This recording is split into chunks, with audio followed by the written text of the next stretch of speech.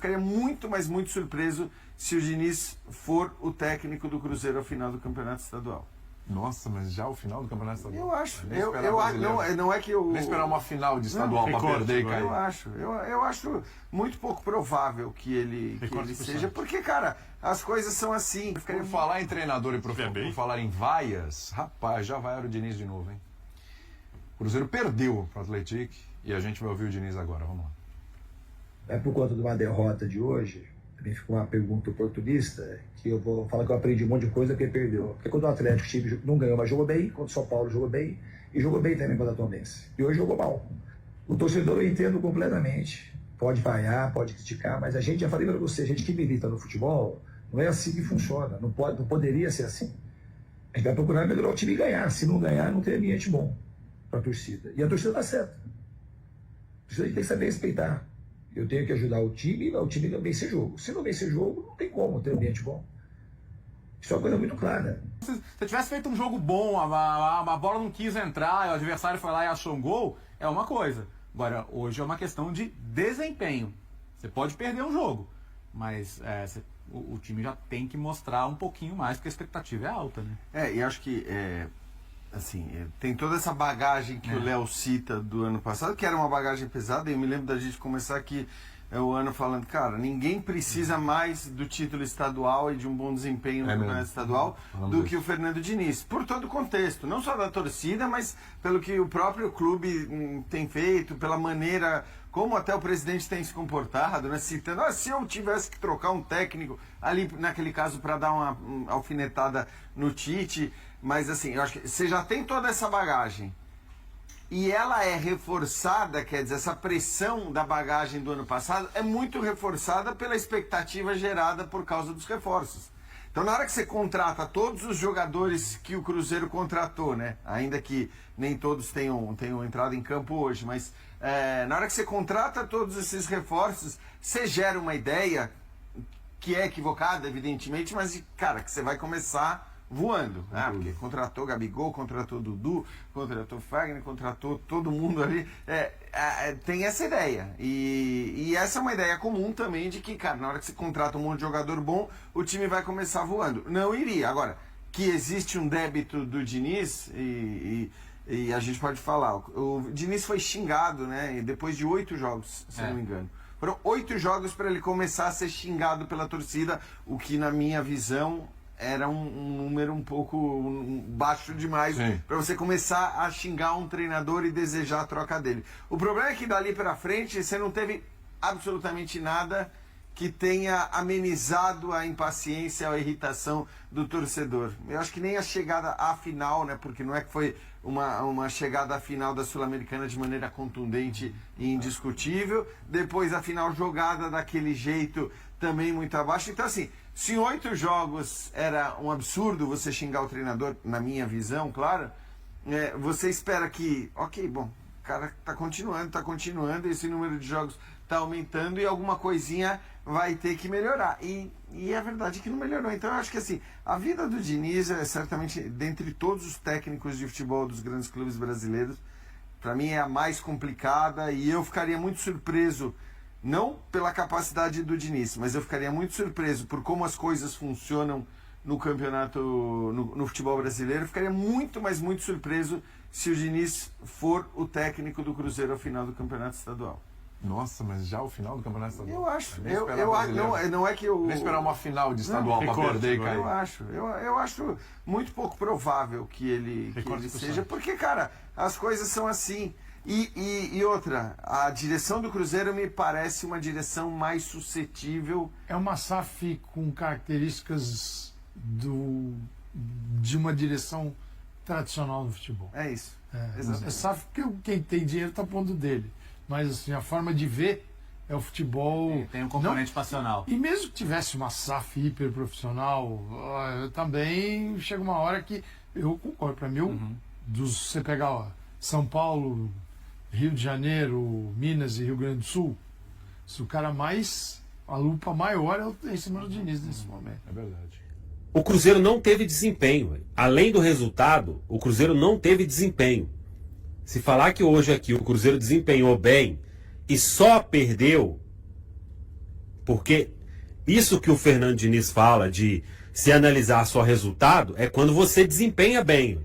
Ah não, o time desempenhou bem e perdeu. O time seguiu desempenhando bem e voltou a perder. É possível, é futebol. Mas não é o que aconteceu com o Cruzeiro hoje aqui diante do Atlético. O Cruzeiro não desempenhou bem e perdeu. O Cruzeiro não criou quase nada. O goleiro do Atlético, acho que nem defesa ele fez, né? Então, o desempenho foi muito ruim e, além disso, veio um resultado péssimo, que é a primeira derrota do Cruzeiro na história para o Atlético. Para um time que o próprio Fernando Diniz, e alguns jogadores já falaram sobre isso, que a pré-temporada começou lá no final do ano passado. Então não está em pré-temporada mais. Não tem que... A avaliação não tem que ser ainda estamos em pré-temporada, porque o próprio Fernando Diniz disse que isso aí não é uma pré-temporada. E o Cruzeiro, como disse o Valu, e eu concordo em gênero, número e grau. Se o Cruzeiro contratasse 30 jogadores, formasse um time do zero, com as peças que chegaram, o Cruzeiro tinha a obrigação de chegar aqui e fazer um jogo totalmente diferente em relação ao que fez. E aí o que me preocupa a partir deste momento é: a gente estava criando uma relação de uma certa paz, né? Fez o jogo com o São Paulo, aí contra o Atlético, o Cruzeiro, se tivesse que vencer, seria o Cruzeiro. O Atlético foi para não perder naquele jogo lá nos Estados Unidos. Você volta, faz uma viagem desgastante, joga e vence. Então, estava se criando ali uma outra atmosfera, né? Que já foi derrubada completamente com essa atuação de hoje e a derrota para o Atlético e justíssimas vaias da arquibancada. E o torcedor voltando a ficar como ele estava no final do ano passado, com xingamentos contra o Fernando Diniz, que a partir de agora volta a ficar pressionado, e é natural, e ele mesmo sabe disso, porque ele não vai ter todo o tempo do mundo para fazer as coisas acontecerem. E mesmo que vá acontecer, o processo ele não pode passar por esses percalços como foi aqui hoje. Você pode perder um jogo para o Atlético? Pode. Mas mostrando algo muito diferente do que foi mostrado. Da base que começou a temporada, o Cruzeiro, ele trouxe 9 jogadores aqui, 9 titulares. Não dá para falar só não teve. O Gabigol, o Matheus Pereira, que é o principal jogador do Cruzeiro, né? Começou o ano fazendo gol diante da equipe do São Paulo. Então a pressão quando vem é por resultado principalmente, porque o Cruzeiro tem que entregar resultado muito melhor. Quando o Fernando Diniz fala sobre determinadas partes do jogo, a gente está vivendo disso desde o ano passado. Não teve um jogo até agora, tirando esse último do Tombense, né? Que a gente vai pegar e falar assim, poxa, isso aí é o que a gente está acostumado a ver do time do Fernando Diniz. Não teve. Não teve. Você tem que ficar fazendo muita força para encontrar esses trechos aí de um pouco do que é o time do Fernando Diniz. Então, você vai chegar aqui hoje e falar, é um time que marcou em cima, que pressionou? Não é. É um time que conseguiu sair jogando lá de trás, abrindo caminho? Dificilmente aconteceu isso. É um time que criou muitas oportunidades? Não foi. Então, a cada jogo que passa, tudo bem que está só no começo da temporada, mas esse começo com um time muito melhor, a régua subiu bem, com razão, porque tem que subir mesmo, e o nível de atuação tem que melhorar. E hoje aqui, se a gente pegar aqueles jogos lá de reta final de 2024, não teve nada diferente. Nada diferente. Cruzeiro podia ficar aí até agora que não ia empatar o jogo. Não ia fazer gol. Então, o único medo que eu tenho, Valu e amigos aqui da Samuca TV, é até quando o prazo será dado? Qual que é a régua? Onde que a gente vai melhorar? Ah, o próximo jogo. Ah, o próximo. Ah, o próximo. Vai ser quando? Quanto tempo precisa para fazer isso acontecer? Porque hoje a gente não tem um mínimo sinal de que a gente vai sair desse lugar. Véio. Parece que a gente está desde o final do ano passado numa areia movediça. Não consegue sair, não consegue firmar. Quando você acha que vai, não vai. Ah, vai para a final do Sul-Americana. Não consegue. Ah, vence o Criciúma. Pô, a vaga só depende do Cruzeiro na Libertadores, não vai para frente. Agora, 2 jogos de pré-temporada, venceu depois de uma longa viagem. Jogo seguinte, já vem um resultado ruim. Então, o sinal de alerta, para mim, volta a ficar ligado.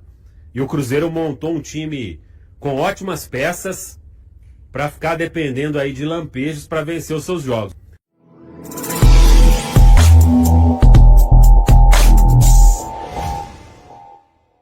A falha de Cássio em jogo do Cruzeiro contra o Atlético gerou grande repercussão nas redes sociais. Torcedores relembram outros erros do goleiro e pedem a oportunidade para outros atletas da posição. O goleiro, em entrevista, lamentou o ocorrido, mas atribuiu o gol a um lance de azar. A discussão sobre a titularidade de Cássio se intensifica no clube. E aí, galera? O que acharam? Deixem nos comentários. Não se esqueçam de deixar o like e de se inscreverem no canal e acionar o sininho para receber as notificações. Até mais, Nação Celeste! Vamos pra frente!